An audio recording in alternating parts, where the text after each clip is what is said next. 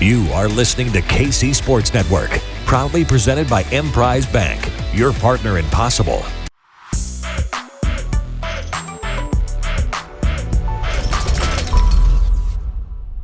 It's 21 questions presented by Macadoodles. They are at Lee Summit now. They are the premier liquor beer buying experience in the KC area. It is an honor to be with the premier producer here at KC Sports Network, Jordan Foote. Hi, Jordan. Hey, buddy. It's been a while since we've hopped on a show, man, because you guys were down in Vegas and Tuck was holding it down for everybody. And now, back on 21 questions. So I bet it feels good to be back, right? I'm trying to think the last time we did 21 questions together. I don't know if we have ever been one of the combinations. We might have been one of them. I know the first one, my very first week, it was me and Tuck. And me and Maddie have done one because that was Maddie's only host. And I've done one with Joel.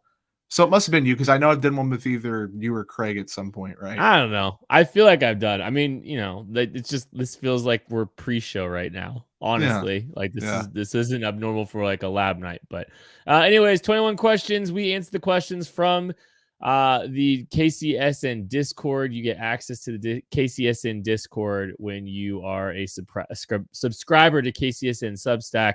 It's $30 a year. It's a great deal, and you get to be part of this really cool community that we have over the Discord as part of all that. You get a bunch of premium content, film reviews, all that good stuff. But I think there's a link to subscribe in the description of this show, so check that out. So let's get into these questions. Hobo Joe 93 with a huge emotional win over the Bengals. Is there any worry about an emotional letdown in the Super Bowl? I think it's possible, but it's always a possibility. But with that said, if there's any team, I think given how last season ended and given the coaching they have in place, given the quarterback they have in place, the odds of it happening for the Chiefs, and we always say, oh, they're coming off a big emotional win, like the Jaguars. When they came back on LA, hadn't been there before. The Chiefs have been there before. They know what to expect. I don't think it was quite as – it was emotional for them, but – they didn't have a goal just to beat the Bengals. They have a bigger goal to win the Super Bowl. So I think all things considered, yeah, it's possible, but I don't think it's a big deal. Every conference championship game is an emotional roller coaster, even a 31-7 blowout. There's still excitement and emotions you got to deal with. And this team's going to be better positioned than the Eagles to play in this game. They're used to this. They know what to expect. I don't think it's a high likelihood that you're going to see an emotional letdown. And look, the 13 seconds game last year in the divisional round, right? Mm-hmm. I don't think the Chiefs ran out of gas in the second half. I think they just didn't play well. I think I think Lou Anarumo just got them, because if you remember correctly, that team came out hot in the first half. They were up 21-3, and things just kind of spiraled from there with some really uncharacteristic stuff. But I don't think it's because they lacked energy. It's just because they just didn't focus and make some plays that they should have. So Gooby 35. The only time this Eagles team played good quarterbacks, in my opinion, was against Aaron Rodgers and Dak Prescott, arguably not even a good quarterback, he says, who hung 33 and 40 respectively on him. Do you think those point totals are a reasonable possibility for the Chiefs in the Super Bowl? I do. I think this team can put some points on the board. I'm not trying to discredit the Eagles. The Eagles are a very good football team. They have some very talented pieces to that group. Good front, good pass rush. Hassan Reddick's a monster. But I think the Chiefs are going to be able to put up points. I think they're going to be able to light the scoreboard up a little bit. I think this game, I haven't looked at the overs and all that stuff yet, but I could very easily foresee the over hitting in this game. Yeah, I think so too. And my early inkling on Thursdays, we're chopping it up here, is 30 points for the Chiefs would be my expectation. I mean, that's still a pretty decent bar for a Super Bowl to clear. I don't know what the average scoring output in a Super Bowl is, but the Chiefs could put up some points, man. And Mahomes is going to be probably even more Mahomes than he was in the AFC Championship, when he looked really good. Objectively, you wouldn't really be able to tell sometimes that he was battling a really gnarly injury, like a high ankle. People still don't understand that. They're going to be able to put up points if they have guys healthy. They have guys effective.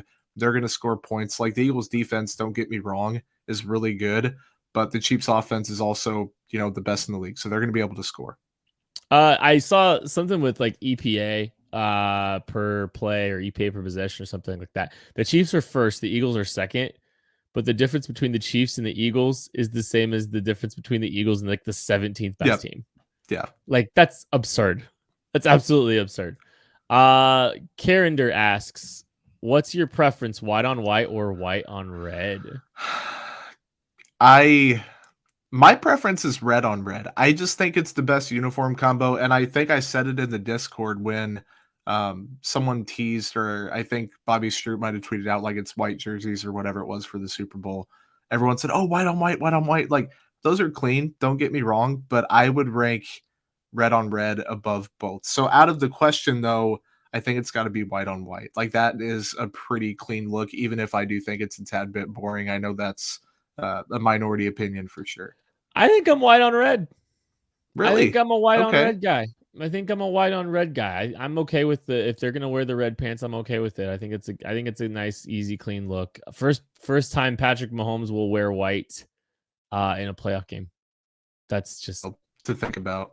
it's Because absolutely he's played absurd. some playoff games. Like he's no longer 20, 24, 25, and he has, been the worst he's had is get to the AFC championship. You'd think he'd be wearing that at some point. But The worst he's done is host the AFC championship. yeah. In It's 5 years, that's ridiculous. 5 years. My kid was like a year and a half the first time that happened. S Wallaby 13. If you had to choose only one player to get back from injury for the Super Bowl, who would it be? Kadarius Toney, Juju Smith-Schuster, or L'Jarius Sneed? Ooh, what do you think, Jordan? And you talked about it on the lab. Juju's important, like don't get me wrong, and he could be more consistent, like more reliable, but his target share and his reception, like his volume has gone down since Christmas, since like the last month and a half.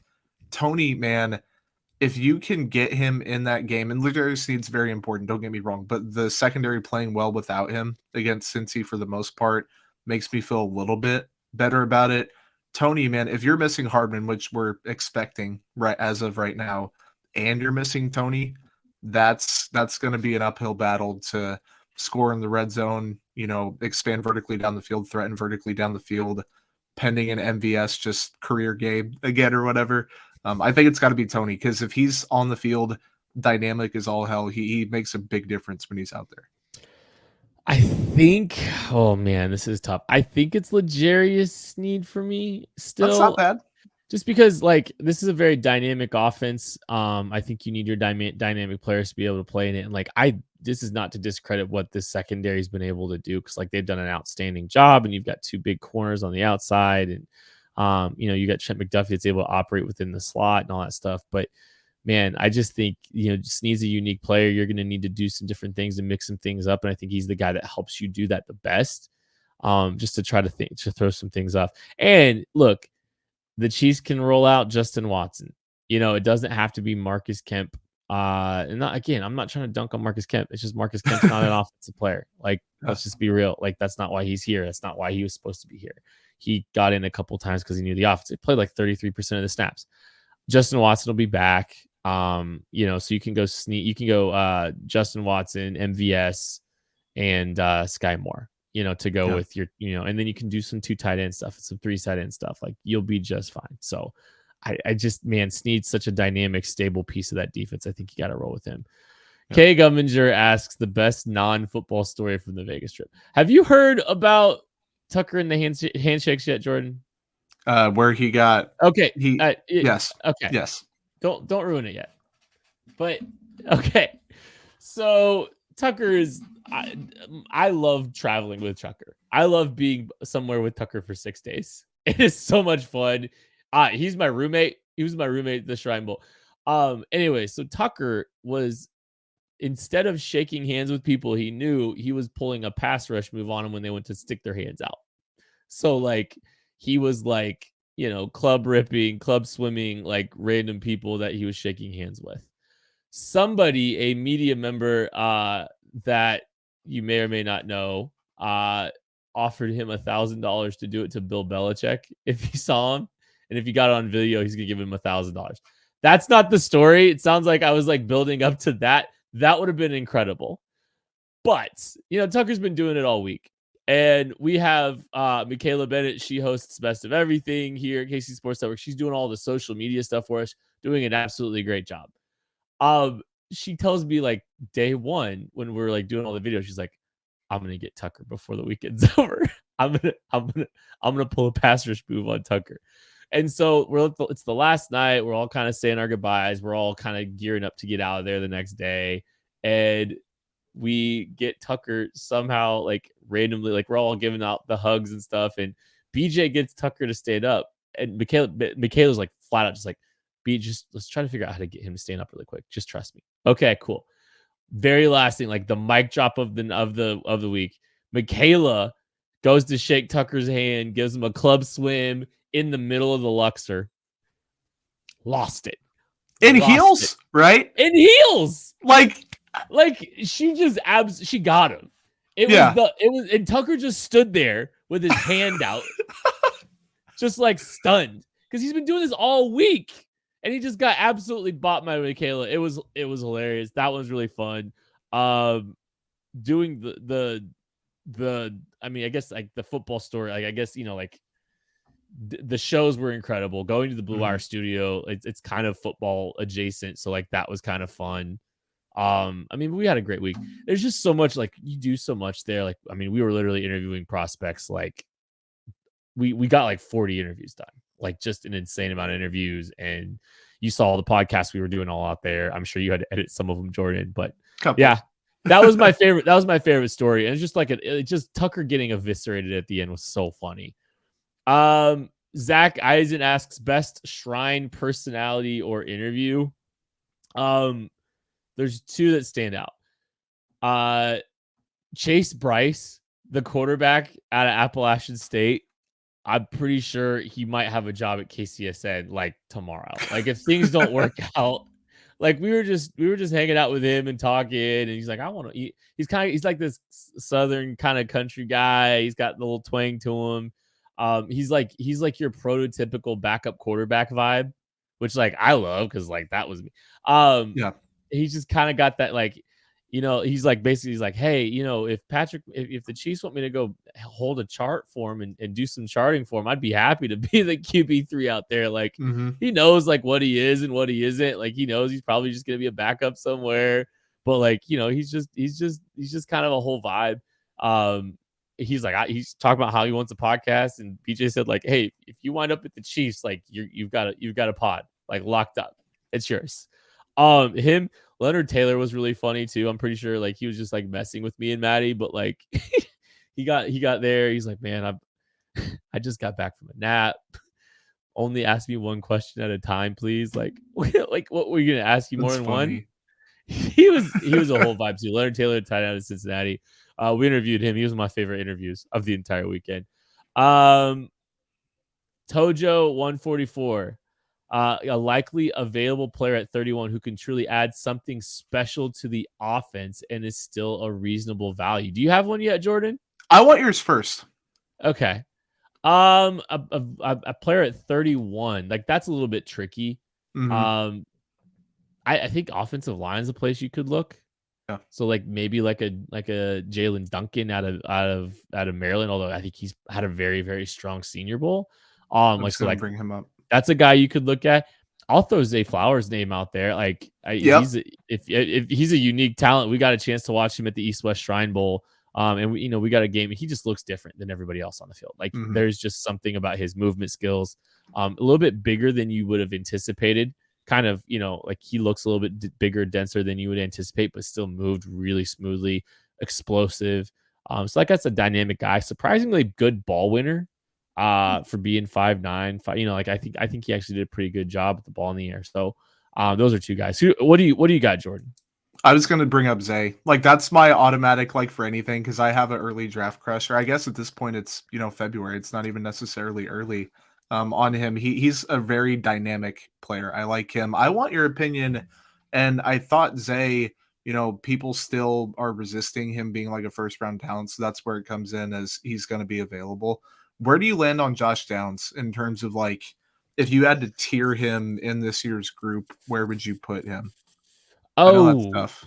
I don't think I'd tier him as A. Maybe like a Okay. tier up. Like I think he's probably a second round guy when it's all said and done. Mhm. Um, he's a fun player though. Uh, Yeah. and I mean, I haven't put a secondary grade on him or anything yet. I'm not doing the secondary grades on him, but I mean, from what I've seen from him, day two lock for sure, Yeah. and good value somewhere in the second round. He's gonna make a team happy. Wouldn't mind if he was a I'm with Chief. that. Yeah. Wouldn't hate it at all. Lee 87. What kind of charity fundraiser from KCSN would it take for Kent to shave off his hair? I mean, I don't know. It's not as like expensive as you'd think. I'll figure a number. It's not going to cost you too much. If you raised $1,000 or something, I'd probably do it. Like I'm not going too crazy or anything like that. I don't know if my wife wants me to do that, but I mean, I'd be looking like I just wear a hat like all the time. Exactly. I don't know, dude. How much would it cost for you to shave your head? I was gonna say, like, anytime someone brings up the like, how much would it take for you to do X like activity? I'm like, I do a lot of stuff for like not a ton of money. Like it people want to say, oh, I'd take, $10,000 for you to do that. I'm like, if someone brought 5,000 out or 1,000 out in cash and was like, go do this, a lot of people would do it. I'm kind of one of those. Like, I think, especially for charity, if it was 1,000, I think I'd do it too. Cause like it's gonna come back. It's for a good cause. It would be funny as hell, like on multiple levels. So I think, yeah, I think $1,000 is probably a good number. Yeah, it wouldn't. I don't think it'd take too much. Derek asks, should we expect to see more Leo Chanel in the Super Bowl to hunt down Jalen Hurts? I'd be a little like it's. I mean, if it's in base, like I don't Mhm. think you're gonna see him play outside of base. Like I don't think there's gonna be a ton of specific packages where you see Leo Chanel on the field trying to chase Jalen Hurts. Like it's if they're in base, yeah, sure, but I don't think he's gonna get on the field much. Like, and I think the thing is, it's like Leo Chanel, great athlete, very good athlete, dense, physical. There's a reason that he's kind of limited to your base downs, Yeah. right? And Yeah. I just think, what you need is gap discipline, Yeah. assignment discipline when you're playing Jalen Hurts in that offense more than you need big, strong, disruptive run blitzer kind of guy. So I don't know if Leo Chanel is going to have like a bigger role per se. I understand the logic because he's a very, very good athlete, but especially if Willie Yeah. Gay's back, I'd be kind of surprised. Yeah. You look at his snap counts, and I think a lot of it obviously is matchup dependent. Like against the Bengals, he wasn't going to play much anyway, just because of the offense they run. It was 27, 21, 22, and 23 to close out the regular season. Then he has had 11 and 5 in consecutive games. And I think part of that could have been, the Chiefs knowing that he wasn't, he's kind of not ready for a big workload. I don't think, and he's done some good things throughout the year, but there's still a lot we don't know about him. Also, you can only have so many guys out there that do what he does when you're not in base. And he's Yeah. just not one of those guys right now. So in the future, the workload's probably going to go up because they did draft him. He was a third round pick, right? He was a day 2 guy because of the Yeah. athletic profile. Everyone made Yeah. it a big deal. So in the future, yeah, but He's that a good football future's player. probably not going to be the Super Bowl, right? Yeah, he's a good football player. Like his future is very, very bright. There's a lot Yeah. of players that their future is very bright. Speaking of that, Arizona bound Mike, now that we are nearly through the first season, who is the best value draft pick for the Chiefs from 2022? You go first, Jordan. That's tough because they had a really good draft. Like if this was 2018 or something, we could, pick out a guy pretty easily, or even 2019. Um, Ironically, Isaiah Pacheco's got to be in the conversation. I know that people running backs don't matter, whatever, but like he's an effing 7th round pick. Like that was a big deal. Mhm. I think it's got to be Jalen Watson, right? Considering the 7th round draft slot, and that is kind of the trump card over Josh Williams. And I know they alternated throughout the year, kind of like Watson came on strong early, then it was Williams, then it was Watson to close out the year, and you could tell when Spags was like fine tuning those rotations and what he wanted for the playoffs, it was going to be Jalen Watson. So I think it's got to be him just because of the draft slot, because he's played well, and because I think I believe in him right now more than Josh Williams, and that's not an indictment on Williams at all. Uh, I think they got multiple value draft picks. And weirdly enough, I think Trent McDuffie's a value pick where they got him. I think that's a blue chip. I think that might be a blue chipper. Like, I think that's his ceiling. He ends up being a blue chipper for this football team, even though, like, I know the Chiefs traded up and, all that stuff. I think that's a blue chip. I think George Karlaftis is great value at the back end of the first round too. I think, like Sky, like, I don't think you can call him value yet, but I think he's a very good football player. I don't think you can call Brian Cook value yet. I don't think you can call Leo Shaw value. You can call Joshua Williams value. You can call Jalen Watson value. You can call Isaiah Pacheco value. They killed it. Like, I don't think people realize, like, what Joshua Williams is doing as a 4th round pick is pretty good value. Like, you know what I'm saying? Yeah. The Chiefs just blew some stuff out of the water here. Like, they absolutely blew it out of the water with like 2 7th round picks. But, like, I'm even like the guys that don't get a ton of attention. Like, we talked about Leo Chanel as a special teamer already and a base down Sam. Ozzie Johnson's a good special teamer. Like, really, everyone outside of, like, and I'm not dunking on Darian Kennard because, like, offensive line's kind of a tricky one, but, like, I don't know, man. Everybody outside of Darian Kennard kind of they've kind of nailed it. So I think that's kind of cool. Joel Penfield, better redemption arc at the end of the game. Sky on the putt return or Butker with the game winner. What you think, Jordan? I think it's Sky. He's a younger player. People expected Butker to kind of eventually figure it out. No one really expected, or at least really thought, Sky would do this in a playoff game in the AFC Championship, considering the circumstances. Like, and Reed talked about it on Thursday, him battling through, like, that legitimate fear of returning punts. Like, at a certain point, he just straight up didn't want to do it. Yeah. And fighting through that and coming out, on the other side better because of it. And who knows, like, if he's going to stick there long term or if they really, really want him to keep doing it. But I think it's got to be Sky, and that's not a slight to Butker or anything. Like, I think you're right, and that was also like, hey, look, we put you in that situation all year. You're our third option. We need you to step up and do it. Like, that's a really cool story. It's everything for Butker too, though. It's like the operation. Like, it's snap, hold, kick. It's mostly hold and kick. Like, that it looked great. Like, I'm sitting there watching, like, they're digging a little marker in the natural grass. Like, they're kind of, using a finger marker, and, it looked like Tommy hit it perfectly. And it was kind of a weird kick. Like, he hit it pretty high up, which was kind of it was odd.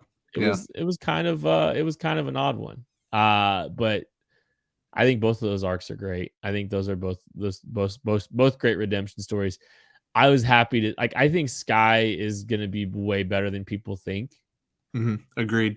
And so I think that's like a confidence building moment for him.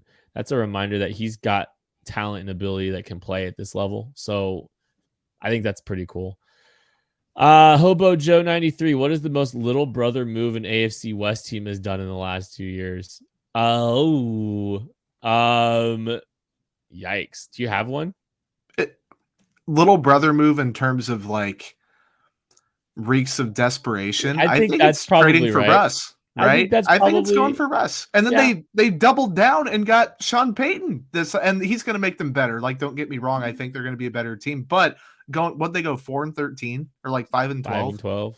Like, congrats on maybe 8-9. Like, I think that they're not, if they do somehow make the playoffs, no one's going to pick them to win legitimate playoff games. So, like, congrats on that. Congrats on getting your non-MVP vote, getting quarterback. Like, it just reeked of desperation. Then they paid him. Then now they're doubling, tripling down. I think it's Russ. I think that's probably right. I mean, as much money as the AFC West spent too, it's just like that reeked of desperation. None of it worked. Like, none of it worked. Like, it's been a very delicious couple of years here, especially this year. Like, if the Chiefs win the Super Bowl this year in the rebuilding year, God, what do you do if you're not only the AFC West, the AFC? Like, you know how pissed you'd have to be after, like, this, especially like Buffalo not even getting to the AFC Championship game in a year where they legitimately had all the love preseason. Like, that's Buffalo, rough. boy. I don't know what to do with Buffalo now. because they've spent a bunch of capital, draft and cash on the pass rush that's not very good. Yep. Their quarterback's getting expensive. Miller blew out his knee, and that's going to factor in on the pass rush. He's my age. Well, speaking of that, Casey from KC, what Chief wears the number of your age at KCSN? I will tell you that there's not a Chief that wears my age. I will tell you that it's somewhere between Nick Bolton and Jalen Watson.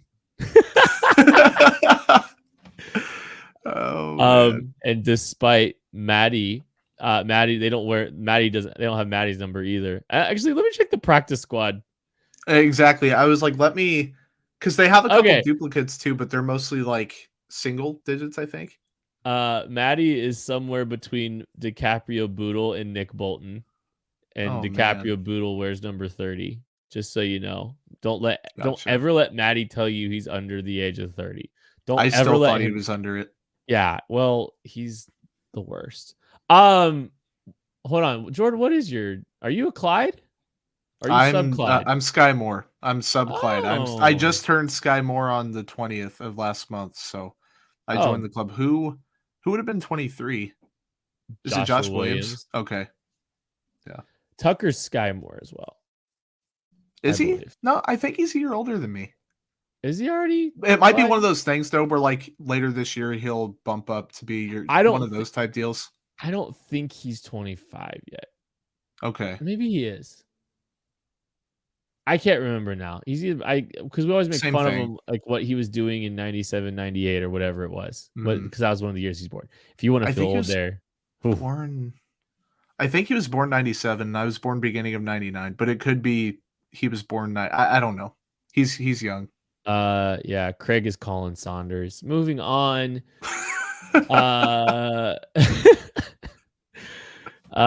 Create your best Super Bowl party food spread. Ooh, I got. I'll tell you what I'm making. Okay. But you can if you want time. No, I want to hear it. Well, okay, so I am making pulled pork. I got a smoker a couple years ago. I'm obsessed with it, and I finally upgraded. There's an insane Amazon deal, Black Friday deal, so I got a really nice bigger Traeger, and I've been smoking meats like crazy. I'm doing a lot of briskets. I'm not doing a brisket for the Super Bowl because I got a pork butt ready to roll. So I'm doing pulled pork. We'll probably do Hawaiian roll sliders with that and get some bacon crisped up. So we kind of make our own mini rocket pigs with some we'll air fry some jalapenos too. So we kind of make mini rocket pigs at the house. Mac and cheese, queso, chips. That's probably get some cookies. Some I wouldn't mind a little puppy chow. If I'm being honest. Yeah. There you go. So something like that. That's probably what I'd get. I like it. You hit on two of the things, mac and cheese and queso. I've got to have both of those. I've got to have a buffalo chicken dip. I was just saying, I can do some wings too. Yeah, some wings. I'm a big, really anywhere, burgers and brats or burgers and hot dogs. And I know that's more of a cookout type thing, but if I made that and instead of obviously brisket, pulled pork, something like that, I would absolutely love. I think it'd be fantastic. Now I want Chef J Barbecue. Not sponsored, but when are we going? We will go. That should have been a question. I should have asked in 21 questions, when the hell are we going to Chef J? We got to figure that out. We got to maybe we can do that next week. I know, we got to try to get Briscoe out there too. I just it's kind of weird. He has this job that requires him to not be available from 10 to 2 every day, Imagine. a loser. Yeah, what a dork. And we'll get out. We'll just go out. We'll go without him though, because we got to hit that place up, man. Buddy, I was about I know people aren't able to see it on listening, but I was about that close to going on Thursday, and I was like, I can't go without Kent for my first time going. That'd be so messed up. Oh, it's so good, man. It's so good. Every time I see a tweet, I'm like, buddy. I got to take you to Harp too. Harp's really good too. Harp used to be at Crane Brewing, and it was open one day a week, and you have to get there super early.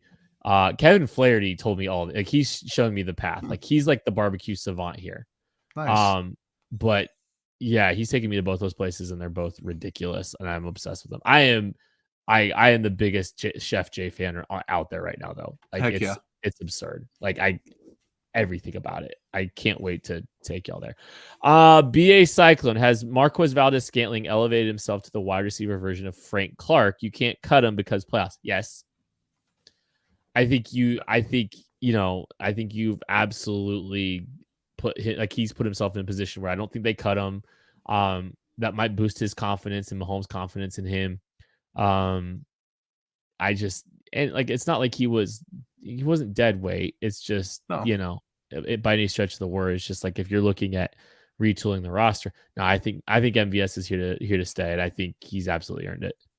Yeah, I do too. And he's been healthy for the most part. He's been relatively dependable outside of, he has a very small bit of Demarcus Robinson in him, and not that he's like directionally challenged, but like he has some weird drops and then he'll make the crazy catches there. Like he shouldn't make that. Like that's weird. Wild cardy. Yeah. Exactly. He's a little wild cardy, and I think for the price tag, it's not absolutely like detrimental. It's 3 for 30, and like it's structured to where if they needed to get out of it, they could. I don't think they do get out of it. I think that playoff game, it's hard to buy or put like all your stock in one player in one game, but like considering the moment and what they needed and what they were going through, it's got to be a yes. Like there's no doubt about it. Yeah. Ross Sawyer, if the Bengals were an instrument that the Chiefs played, what would you compare them to? Oh. Beat them like a drum. There it is. So you said it was a potentially fake close game. I'm trying to think of like, I don't know my instruments too well, and I played like the violin and the trombone, but it's got to be a drone. Like a drum. I think he just wanted to hear us say that, like Craig and Maddie do. Casey from KC, does the fact that the Eagles' playoff opponents were far softer than the Chiefs and the Chiefs faced two quarterbacks far superior to the QBs faced by the Eagles encourage you, and why? Yes. I'm not trying to say the Eagles stink. The Eagles are a very, very, very, very good football team. They haven't seen Mahomes yet or anybody close to him, and they're in for a rude awakening, I think. Not that I think the Chiefs are going to stomp all over them. I think the Chiefs will be able to put up a lot of points. Yeah, they haven't played a ton of good quarterbacks. They haven't played just a ton of good teams. Like that schedule wasn't conducive to being battle tested for a Super Bowl run. The Chiefs, while the schedule, like in retrospect, wasn't a crazy schedule, it was still tough. They had all the stuff they endured, the adversity throughout the year. They haven't seen anything like the Chiefs. They haven't seen anything like Mahomes all year. That gives the Chiefs an advantage. The Chiefs have also been there before. The Eagles haven't really, aside from, Jason Kelsey and old timers. But I think it's got to be, they haven't seen it, and it might take them by storm. Like I know we talked pre-show about possibilities in the outcome of the game. The Chiefs are just we'll say they're in a decent spot, all things considered, I think. Sign Juju now. Was A.J. Brown annihilating the Chiefs last time they faced off more an issue of scheme or personnel? How do you think the new personnel change is stopping them? Look, these young corners have been largely, I know, there's a couple moments there. Jamar got one. T. Higgins got one out on the edge. But, we'll see. The Chiefs want to stick in too high. We'll see if they're able to do that against the Eagles' run game. But the too high can kind of help protect them a little bit there. It can kind of help, protect you against a guy like AJ Brown. But these corners, give these corners some credit too, because I think the personnel is better than what you saw last year. Charvarius Ward, we know he couldn't locate the football, and whoever lined up next to him, Rashad Fenton, was playing for the Chiefs traded Rashad Fenton because he wasn't good enough. Like all these young corners were out here balling out, and I don't know. I think it's personnel. I think they'll be scheme. I think they'll scheme some things up to try to help and protect them there too. Yeah, and this isn't an AJ Brown comment. It's more of a Chiefs defense comment. But the last time they played, there's a clip out there of Anthony Hitchens when the play clock is winding down, being so preoccupied with what Juan Thornhill is doing and where he's lined up that they're screaming at each other. And then a running back literally just drips out to the flat, wide ass open. And that was like a relatively common thing at that point in the season. Like the communication lapses, ironically, and we talked about it heading into the year. You have Tyrann Mathieu leaving. You have, Dan Sorensen leaving. You have Charvarius Ward leaving. One of those isn't necessarily like the other, but you get the point. They ironically this year, maybe it's because there haven't been as many dramatic like arms thrown up in the air afterwards, but it seems like they've limited explosives relatively well and they've communicated better, which is extremely ironic. So I think they're going to be better scheme wise, confidence wise. They're going to be ready for it. Anthony Hitchens didn't have a job this year, by the way. God, he didn't. Not even I know. on a practice squad or anything. And at this point, I don't know if I'd want to do that anyway, but still. Yeah, it's pretty Wow. crazy. DSM Derek, how many times will we hear Kent say either best player in the world or Patrick LaVon Mahomes leading up to the Super Bowl? The line is set at 100.5. Well, I just said it twice, and I think I'll probably talk about the best player in the world, Patrick LaVon Mahomes. There's two more. Several times. Challenge accepted. Best player in the world, Patrick LaVon Mahomes. Just DRK. I may have missed this, but is anyone from KCSN going to be at the Super Bowl? I don't think we're going to have any representation at the Super Bowl. I actually think we're all going to be home too. Last I heard, I think we're all going to be home, which is pretty cool. I'm really excited to get to smoke a pork butt and have some time with my family. Honestly, I'll be here in this Clawfest as soon as the game's over for sure. But I don't think we're gonna have any representation at the Senior Bowl or Super Bowl. And yeah, I think it's gonna be kind of fun to be remote and get to kind of enjoy it with our families. I think I'm really excited about that, honestly. Yeah, remote stuff honestly is not that bad. Like there's value in not having to do the travel, not having to do like the song and dance of all that. Like it is a privilege to be able to do that, but like sometimes being able to just sit back and watch and be in the comfort of your home with people, like there's definite value in that for sure. I had so much fun doing the AFC Championship game in Vegas. Like absolute blast. Absolute blast. Even though I was stressed out, I think it's a little different for the Super Bowl, just for me personally. I think it'd be really hard for me to be on camera for the Super Bowl.